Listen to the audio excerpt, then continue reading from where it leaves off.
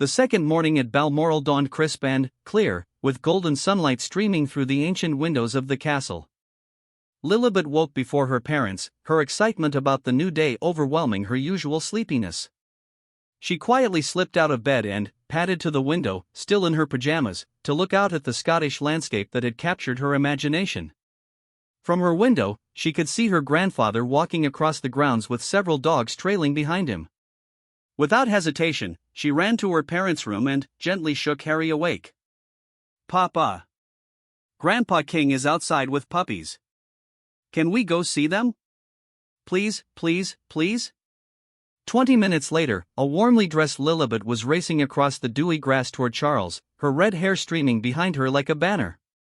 The dogs, sensing her excitement, bounded toward her with tails wagging furiously.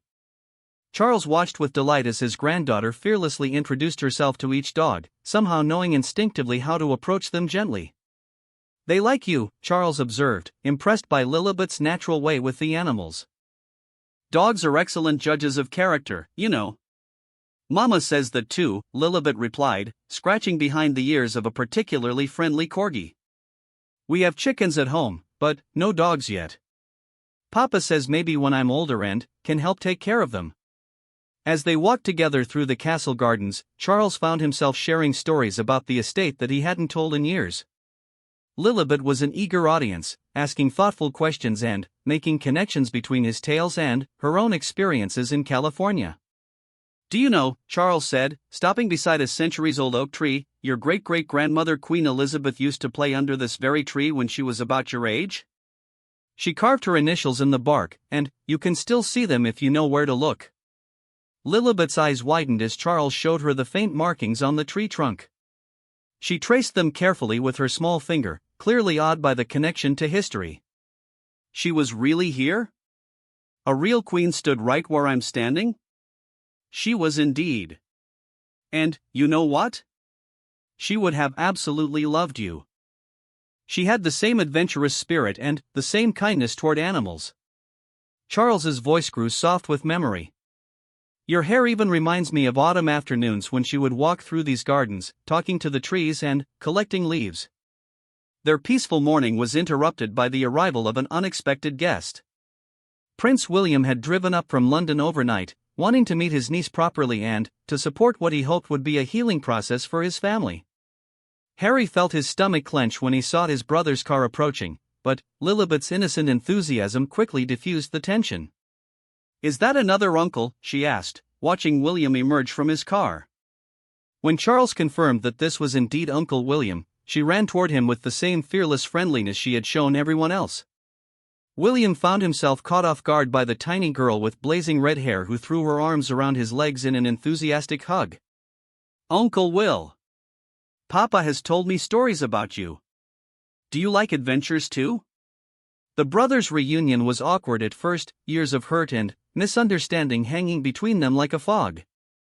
But Lilibet's presence made it impossible to maintain their adult grievances. She insisted on showing William everything she had discovered at the castle, chattering about the dogs, the tree, and her plans to build a fort in the playroom. "She's extraordinary," William murmured to Harry as they watched Lilibet convince their father to join her in an impromptu game of hide-and-seek among the garden hedges. "She looks exactly like you did at that age, but with Meghan's confidence and warmth." "She has a gift for bringing people together," Harry replied, his voice carefully neutral. "We didn't expect her to take to all of this so naturally." As the day progressed, something magical began to happen. Lilibet's complete lack of awareness about the family's complicated dynamics allowed everyone to simply be present in the moment.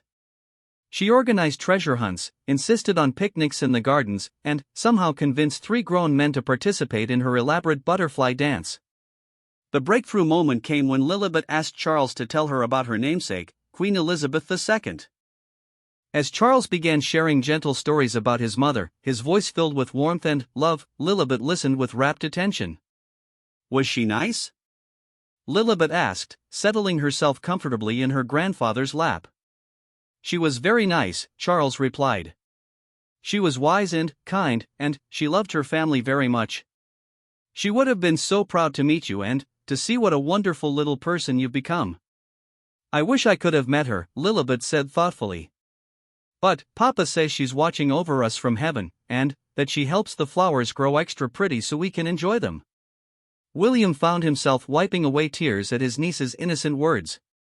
The mention of their grandmother, combined with watching Lilibet's natural grace and kindness, stirred emotions he hadn't allowed himself to feel in years. That evening, after a long day of exploration and family bonding, the adults gathered in Charles's private sitting room while Lilibet played quietly with wooden blocks by the fireplace. The conversation that followed was one of the most honest and healing discussions the family had shared in years. "She's changed everything just by being herself," Charles said, watching his granddaughter carefully stack blocks into an elaborate castle. "Watching her these past 2 days has reminded me of what really matters. Family. Love. The future we're building for the next generation." William nodded, his eyes still on Lilibet. "I've missed so much. We all have. And I know there's work to be done to repair what's been broken between us. But she makes me want to try harder, to be better." Harry felt years of anger and hurt beginning to shift inside his chest. "She doesn't know about any of the conflicts," he said quietly. "To her, we're just family. She loves freely and trusts completely because that's the world we've tried to create for her." "Perhaps that's the lesson," Charles suggested. "Perhaps we could all benefit from seeing the world through her eyes for a while." As if sensing that she was the topic of conversation, Lilibet looked up from her blocks and padded over to the adults. She climbed into Harry's lap but reached out to take Charles's hand and William's hand as well. "I love my family," she announced with the simple certainty of a child. "All of my family. Even the ones I haven't met yet." She looked around the room with satisfaction. "This has been the best adventure ever. Can we do it again soon?" The three men looked at each other over her head, years of complicated emotions passing between them. But, in that moment, with Lilibet's small hands connecting them all, the path forward seemed clearer than it had in years. Later that night, as the family prepared to leave Scotland the next morning, Meghan found herself having a private conversation with Charles in the castle library.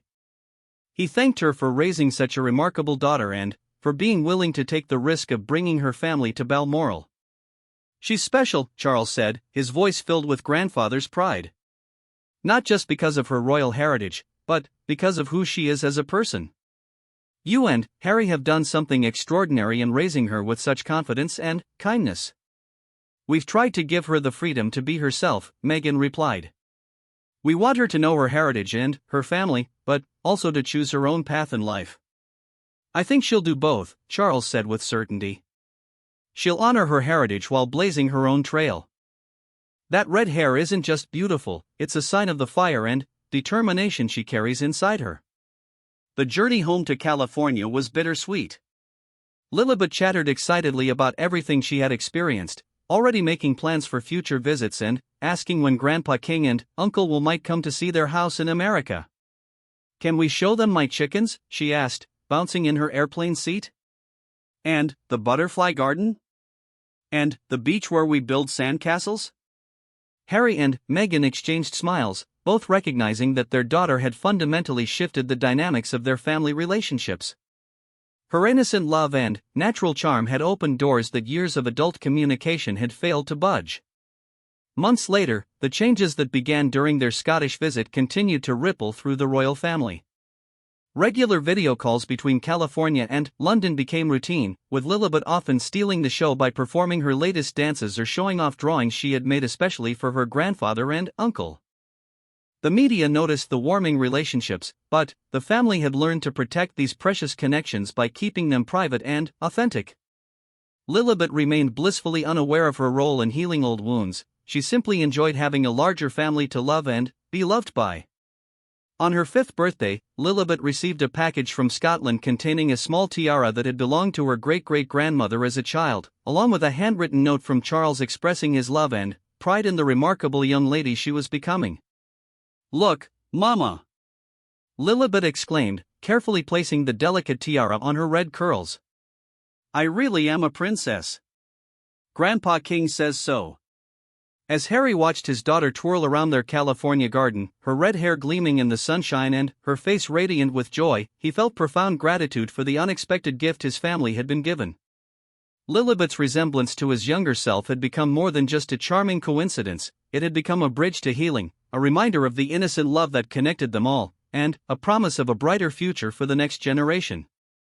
In the end, it wasn't royal protocols or formal reconciliations that had mended their family's broken relationships. It was a little girl with copper-colored hair and an enormous heart who saw the world with wonder and loved without conditions. Lilibet Diana Mountbatten Windsor had indeed grown up fast, but, in doing so, she had helped her entire family grow together in ways they never thought possible.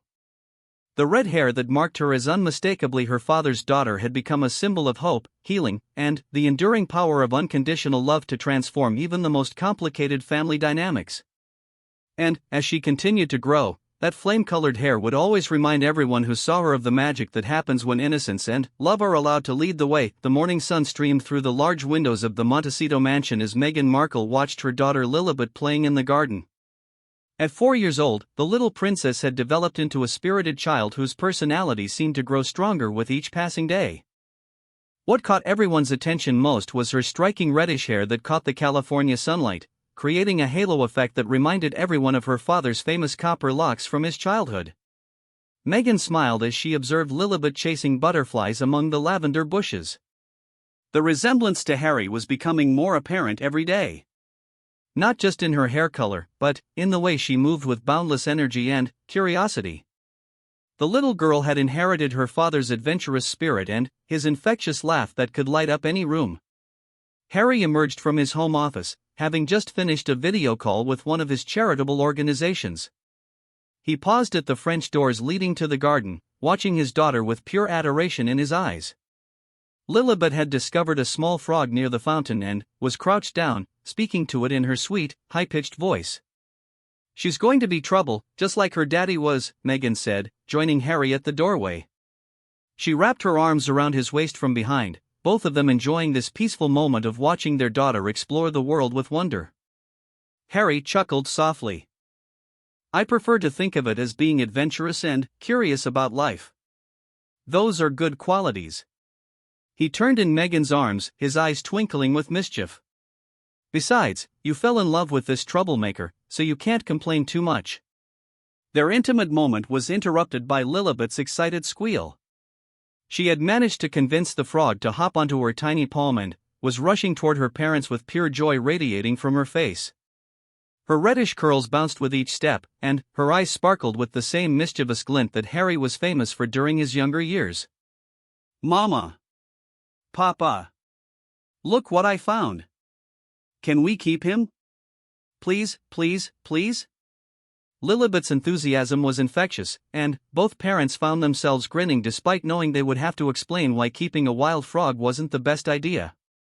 As the family spent the morning together in their garden, neighbors and passers-by couldn't help but notice the striking little girl with the unmistakable red hair. Some discreetly took photos from a distance, which would later find their way onto social media platforms. The images would spark countless discussions about how much Lilibet looked like her father during his childhood. The afternoon brought an unexpected visitor. Princess Eugenie had flown in from London for a surprise visit with her young family. She had always maintained a close relationship with Harry, and their children were developing their own special bond despite the distance.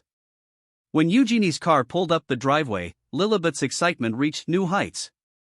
"Auntie Jeannie! Auntie Jeannie!" Lilibet ran toward the car before it had even come to a complete stop. Her cousin August, who was close to her age, emerged from the vehicle with equal enthusiasm. The two children embraced with the pure joy that only young cousins could share. Eugenie looked at Lilibet with amazement. "My goodness, Harry, she's the spitting image of you at that age. That red hair is absolutely gorgeous, and that smile could melt anyone's heart." She hugged her cousin tightly, noting how fatherhood had softened Harry's edges and brought out an even deeper sense of compassion in him. As the cousins played together in the garden, the adults settled on the terrace with cold drinks and caught up on family news. Eugenie shared stories from recent royal events, carefully avoiding any topics that might bring up painful memories about Harry's complicated relationship with certain family members. The children are growing so fast, Eugenie observed, watching Lilibet show August her favorite hiding spots among the rose bushes. Lilibet has such a strong personality already. She reminds me so much of you as a child, Harry. You were always the one leading us into adventures and getting us into harmless trouble. Meghan laughed, shaking her head. Don't give her any ideas.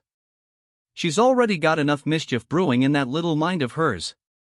Just yesterday, I found her trying to build a ladder out of her toys so she could reach the cookies on the top shelf. The conversation was interrupted by giggles from the garden. Lilibet and August had discovered the sprinkler system and had somehow managed to turn it on. Both children were now running through the water jets, their clothes soaked and their laughter echoing across the property. Lilibet's red hair was plastered to her head, but her smile was brighter than ever.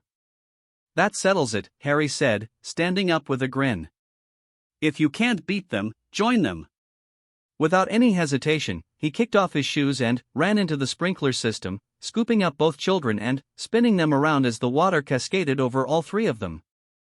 Meghan and Eugenie looked at each other and burst into laughter. Well, I guess we know where she gets it from, Meghan said, pulling out her phone to capture the moment. The images she took would become some of her most treasured photos, Harry in his element as a father, completely uninhibited and joyful, with his daughter whose red hair gleamed even when wet. As evening approached and Eugenie prepared to head to her hotel, she pulled Harry aside for a private conversation. You know, the family talks about you and the children quite often. They're all curious about how Lilibet and Archie are growing up. Your father particularly asks about them. Harry's expression grew thoughtful. The topic of his family relationships was still complicated, filled with hurt feelings and misunderstandings that seemed difficult to bridge. But hearing that his father asked about his children touched something deep inside him. I know the situation is complex, Eugenie continued gently. But children have a way of healing wounds that adults think are permanent. Lilibet especially has this magnetic personality that draws people in. Maybe someday, when the time is right, these connections can be rebuilt. That night, after Lilibet had been bathed, fed, and tucked into bed with her favorite stories, Harry sat in her room watching her sleep. Her red hair was spread across her pillow like a copper halo, and her face held the peaceful expression of a child who felt completely loved and secure. Meghan found him there an hour later, still watching their daughter with wonder in his eyes. Penny for your thoughts, she whispered, settling beside him in the chair they had placed by Lilibet's bed for just these moments. She's growing up so fast, Harry murmured. Every day she becomes more herself, more confident, more curious about everything. And, yes, she looks more like my childhood photos every day. It's like looking into a mirror that shows the past and the future at the same time.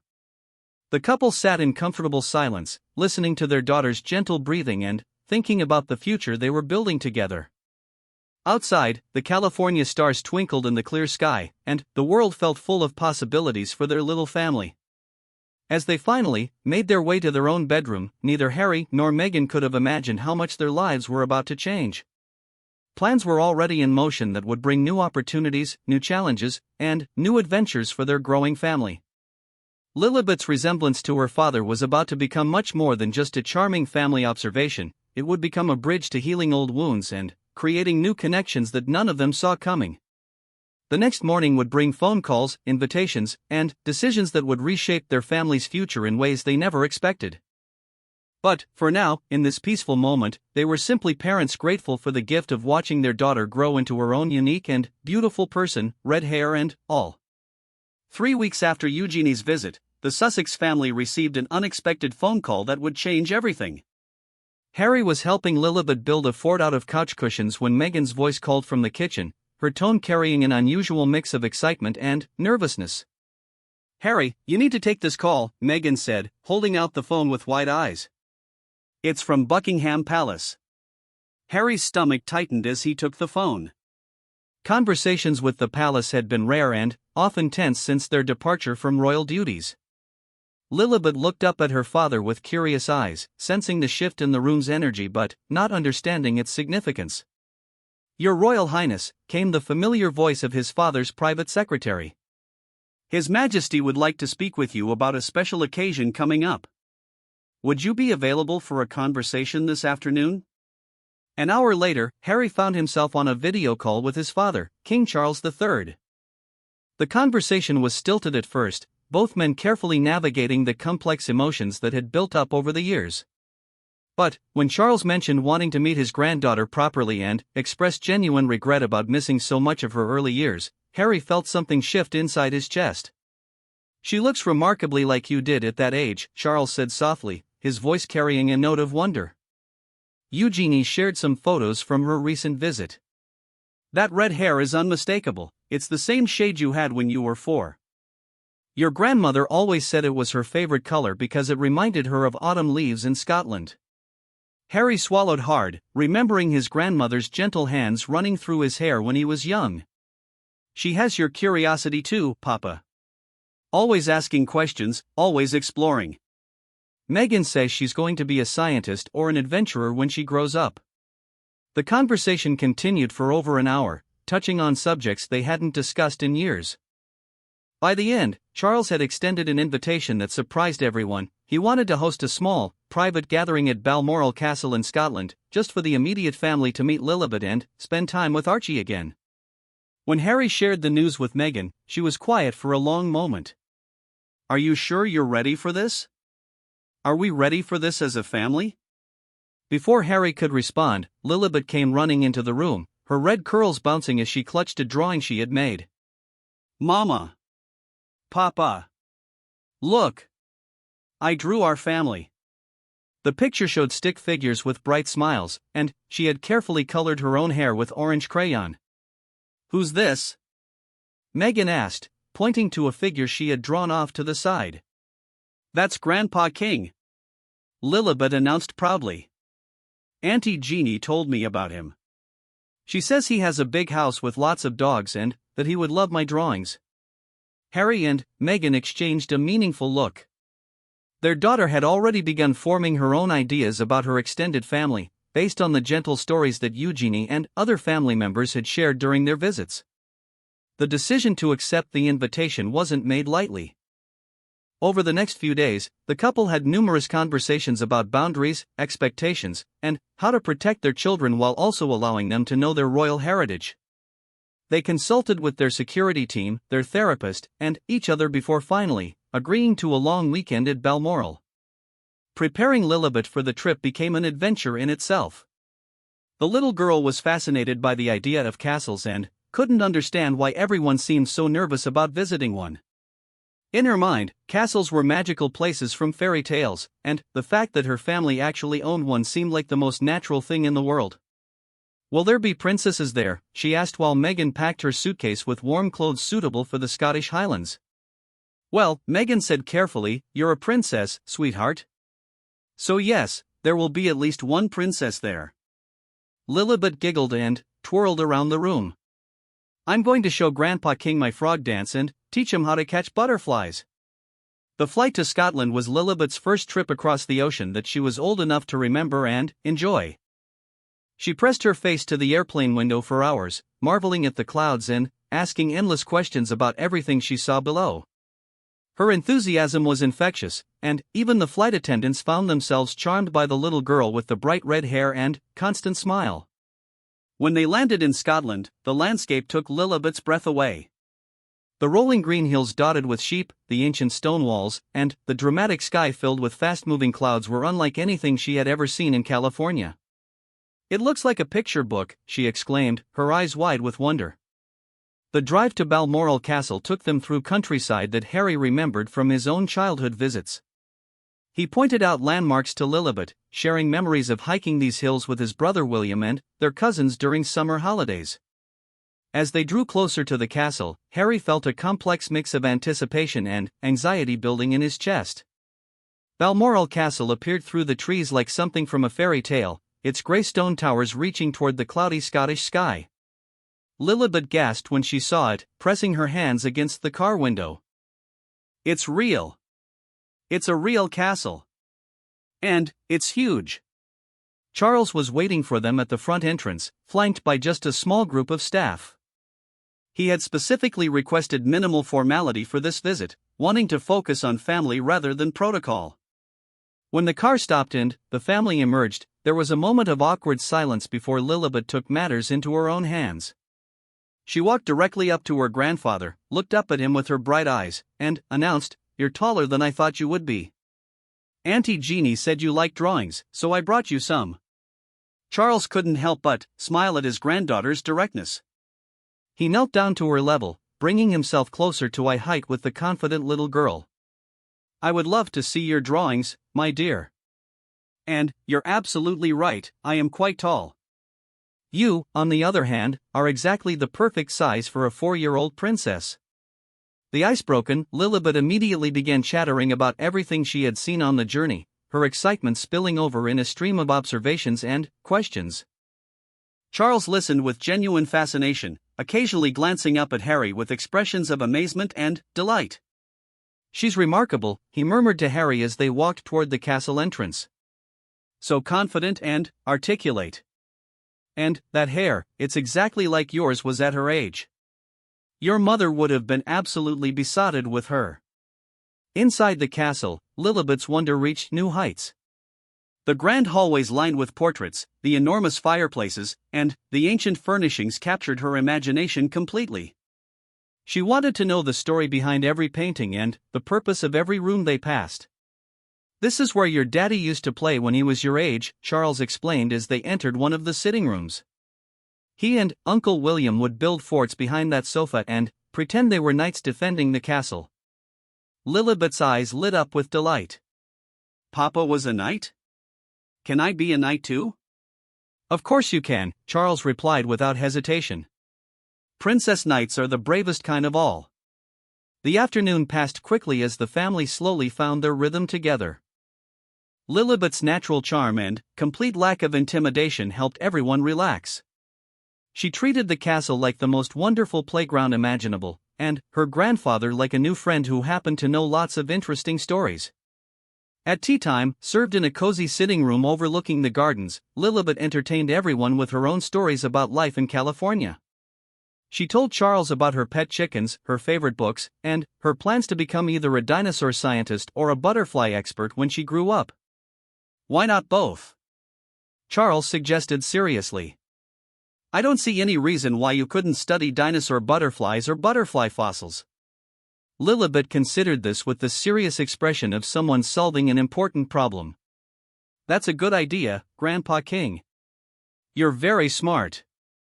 As evening approached and Lilibet began to show signs of tiredness, Charles asked if she would like to see something special. He led the family to one of the tower rooms that had been converted into a playroom decades earlier, complete with toys, books, and games that had been enjoyed by royal children for generations. "This was your daddy's favorite room when he was little," Charles explained. "And your Uncle William's too. Would you like to play here while the grown-ups talk?" Lilibet was immediately captivated by a rocking horse that had been carved from Scottish oak over 100 years earlier.